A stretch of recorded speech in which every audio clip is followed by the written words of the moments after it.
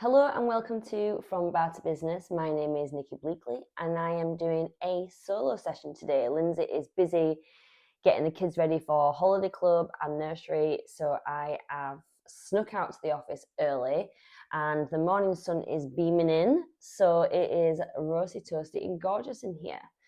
Today I wanted to touch on working with your partner. We get asked so often, how is it working with your husband? I could not work with my husband. There's a lot of curiosity about it and wondering how it works and how we actually manage it. And the truth is that it is a huge challenge, but I also wouldn't change it for the world. It was a big decision that Lindsay and I made around about 7.5 years ago. And it was a massive risk, Lindsay taking a step away from his secure job, so to say, in London, and a career that he was doing really, really well in. And we made the decision to adjust the way that our working patterns were happening, with Lindsay being away most of the time. And we decided to use our skills and our time collaboratively to build businesses and create something that we were really proud of as a family. But it's taken years for us to get to a place, and truthfully, we're still not there. It's taken us a long time to be able to work in a way that we can get out of each other's way. And there have been some really challenging times, but also some really, really rewarding moments where we know that our partnership together has allowed us to spring forward quicker than we would if we were working individually. We've built businesses, we've raised children, and we've navigated some scary moments and we've celebrated some amazing moments. It has been probably one of the most rewarding things that we've done as a married couple, is making the choice to work together. But it's probably also been one of the hardest challenges that we've ever had, because I'll be honest, it is harder than I thought it was going to be. But the rewards do outweigh the difficult times. So I thought today it would be really helpful to share some of the lessons I've learned, because I think that working with your spouse and how we've had to navigate the way we work week on week to make sure that we're both getting what we need to be able to push forward and deliver what we want to deliver in the businesses can be translated into working with any partner. As working with anyone is challenging, and you have to find that rhythm and that routine to be able to give what each other needs. So when we first started working together, I actually thought that, we're married and we have a great marriage. We get on very, very well. We're very different people, but we complement each other. And I thought we'd just naturally just work together, just easy peasy. I thought there would be a seamless transition and everything would just be hunky-dory. But we quite quickly realized that being great life partners doesn't automatically make you a fantastic business partner. One thing I noticed really quickly was that when you're in work mode, the way you present yourself, the way you communicate, the way your aura is sat at your desk or whatever you're doing is completely different to how you present yourself when you're at home and relaxing your family. And that took me a moment to adjust to and realize that Lindsay being in work mode was not necessarily Lindsay being in a bad mood. And I had to work to realize that when we both enter into work mode, that we step into a role and we step into a position, and what you give out changes, and not necessarily for in a negative way, but I actually didn't realize that was a thing.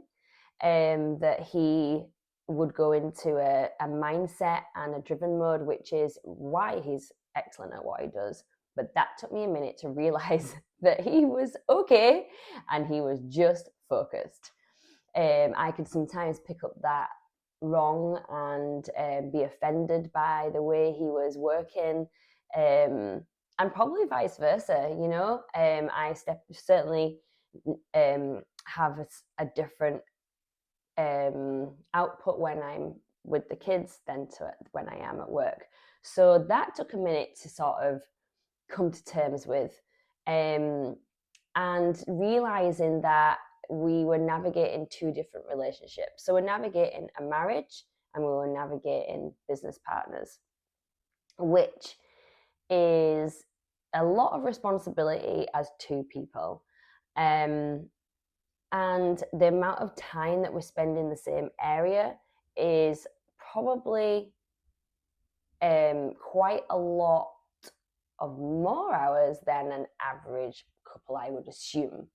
Then again, I find it really, I don't even know what an average couple would feel like because we spend so much time together. So, but that, I'm assuming we are generally in the same space and communicating from the moment we wake up to the moment we go to sleep. And that can be hard. So we had to build some trust in a different way. So we've had to build trust in our marriage. We've also had to build trust in a working business development area, and trust that we will always know what we're each doing, but we both have a skill in different areas. And that takes me on to like that we've had to find that trust in each other, that the area that we're working on, the other person has permission to make the final decision on that area. And that has been a huge step, to be able to trust each other in what we deliver. And that we won't always, with everything growing all the time, know all the decisions that each of us make. So it's trusting that your business partner is leading an area in the direction that you both wanted to go in. So that has been something that we've taken under our wing over the last couple of years, which is working really well, because to start with, we always need to know everything that each other was doing. And that is just simply not possible. So trust is at the top. That's definitely one of the top things.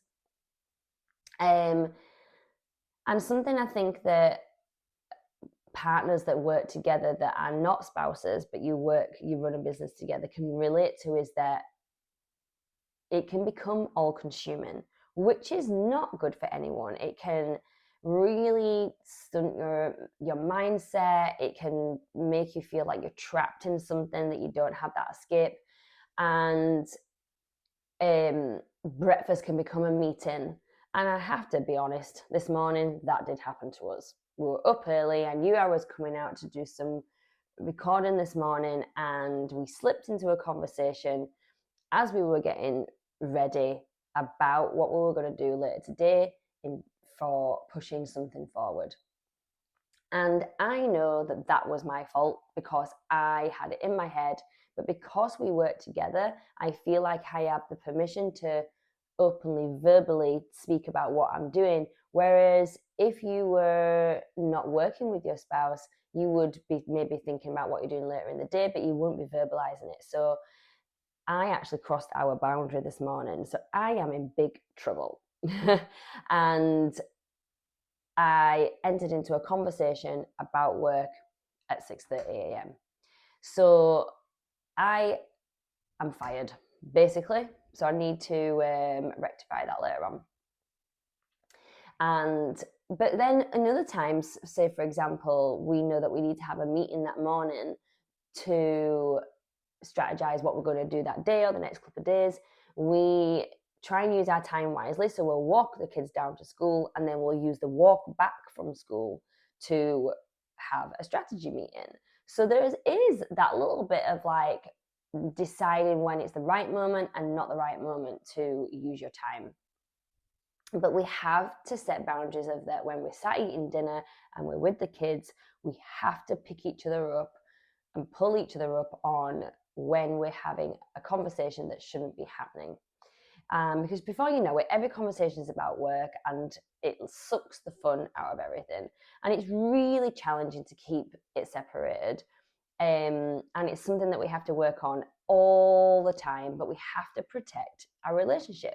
And I guess in any business that works with a partner, not necessarily your spouse, but a partner, that you will have to protect the relationship that is not the business part. And it's really important, because if you don't have that bit in a partnership, then you don't have a good working relationship. I think finding our own lanes and finding our skills in what we excel in has probably allowed us to settle into working together. And at one point we were trying to lead everything as a team together, in terms of like knowing what each other doing all the time. But we have recognized that we've both got different skill set. And this goes back to us trusting each other. So Lindsay's incredible with systems. He builds the technology. His processes. He sees like the detail and all the background stuff that I just think happens magically. And I'm like, oh my gosh, you built this! How incredible! Don't tell me how you did it. I don't want to fill my brain with that information, and that's all right. And my role in the businesses is I lead. I'm all about culture and vision, and the team members leading their own areas. I absolutely love it. And we let each other just do our thing and excel in the areas that we have a strength in, and giving each other permission to go for it in that area. So that is something that's really important. It's changed a lot of things. And it doesn't mean that we don't challenge each other in what we're doing. Like, I have opinions on what Lindsay's doing to an extent, and I will talk it through. Sometimes that talking through can become more, what's the word? Emotional and passionate than probably it should, because when it's your spouse, you have that feeling of that you can say a little bit more what you want. And I'm really open. I'll say exactly how I feel, which I don't know whether it's a good thing when you're working with your husband. So yes, we challenge each other, but we also trust each other. And one thing I think is really important in a working relationship is learning when to stop. Now, there are moments when we have different energy levels. So Lindsay is getting deeper into a project, and he's really passionate about it and he wants to talk about it.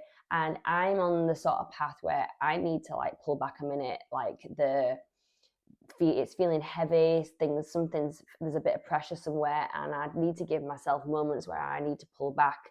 And it's learning to recognize when the other person needs to stop and give the other person space. And you just need a moment. And it's not always recognized by the other person, and recognizing that we're not working at the same speed on that day, and that although your brain's going really fast and going to discuss it, that I can't take that in, or vice versa. So timing matters so much on knowing when to have the right conversations. And sometimes it's just not that day. So it's finding a way to let your partner know that today's not the day, I can't have that conversation, but I will happily grab a coffee with you tomorrow and you can talk it out. But right now, I need some space. And it's having the confidence to let the other person know exactly where you are, and I'm not there today. I won't be able to give you what you want. I'm not going to be able to give you what you need to have that conversation, because I'm not there. I've not got the energy. So we have had to learn to recognize when the other person's feeling overwhelmed and needs space. And that is a key thing in working with your partner. I think that business owners, you know that running a business can be stressful. It is so rewarding, but there can be moments of real pressure. And that is when you have to come together with your partner. So when things feel heavy, it is so easy to take that frustration out on the person you are closest to and the person you love. And we've had to learn that the other person's feeling that stress too, and the other person's feeling that pressure, and that we are on the same team. So, what is the point in me taking out my frustration on Lindsay when he's feeling exactly the same pressures, and we're both working our little booties off to make sure that we stay on the right path and taking the business in the right direction? So, the problem is the problem. The problem isn't your partner. And that is something I know I have to remind myself of. And it's something I've had to learn over the years, that the problem is actually just always the problem. Seems a crazy thing to say, but I have to tell myself that the problem's a problem, Nikki. Come on, hen. The problem isn't actually Lindsay. Just chill out. Everything's going to be okay. Let's take a moment and talk through this. So staying united and staying together on a problem and working through it is key. And being able to present yourself as a team to your team and to your customers is really, really important. And of course, we challenge ourselves behind closed doors, and we'll debate and we'll disagree. And those who work in the office with us at the studio like to watch our little, I'd say not disagreement, a challenge. And I know that it can be quite entertaining. I know that we can put on a wee show at times, but we move past it really quickly and get on the same page pretty fast. So I think that presenting yourself outwardly as a team is a skill that you can learn over time. And you know when you need to come together and be on the same page. We know just by not even talking that we're going to go into a room and we are together. We are on the same team and we'll support each other no matter what. Even if what's something each other we're saying, we're like, that's not what we discussed in our meeting before. At the time, we're together, we're on the same page. Because consistency is key. We try and be as consistent as we can in our delivery of our work, so that we build trust with the team, with customers, and anyone that we work with. So as much as all the pressure and the stress that comes with it, we have made a point of, which I think is so important, of celebrating our wins. So it's the opposite side of the stress side. And I actually find it really difficult to celebrate wins. I don't know why. I don't know why I don't want to go for that glass of Prosecco to celebrate. I guess it's because I always want to move on to the next thing. But Lindsay is also the same, but we've had to together make part of we have a weekly founder meeting, and we have to force ourselves to celebrate the wins. And we've found that it is really, really helpful, because you've naturally, us together as a couple, fixate on the things that need to happen and have not quite happened yet, or the problems that happened that week. But there's generally always some amazing wins that we have to take a moment and focus on. And it is so important to celebrate your successes, to celebrate pushing forward, to celebrate something that you've overcome, to celebrate a really small happy moment, because it makes all the difference.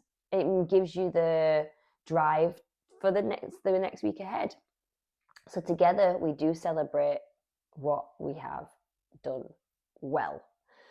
So one thing that I would recommend to anyone working with a partner is to have dedicated time to discuss the business.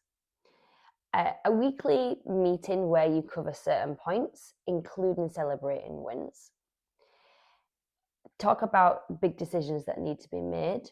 Challenge each other on those decisions, but remember your skill set is completely different, and respect that skill set and respect leadership in those areas.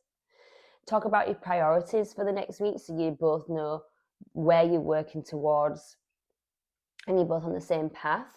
And so that will alleviate frustrations, that you feel like you're not veering off on different paths in the ocean. And otherwise, every conversation becomes a business meeting that is just drains your soul, right? In one of my other podcasts, I talk about the floating islands. And sometimes we need to have a meeting to get back on the same island, right? So it's really important that you're on the same island and you're not hopping about all over the place and working on different things continuously, because the island you're on has to float together, so you're floating in the same direction. Hopefully that helps. And having space outside of your working relationship to be just you. And remembering whether it's a friendship that's turned into a working partnership or a marriage that's turned into a working partnership, whatever way you've got there, having space to switch off and be who you are before you started your working partnership is so important. Having fun, laughing, doing the things that make us who we are is really, really important. Be patient, be kind, give each other space to grow. And because when you grow, the business grows. And when the business grows, you both win. So I hope that has been helpful and a little bit of an insight on how Lindsay and I work together as a working couple. And as I say, it is far from perfect. He drives me up the wall at times and I drive him up the wall. But we have, over the years, found a wee formula that we are able to execute week on week to drive us forward. And who knows where this might take us? We'll see. So have a great day and enjoy the beautiful sunshine that is happening at the moment. And I will check in next time on the next podcast. Millions of love. Take care.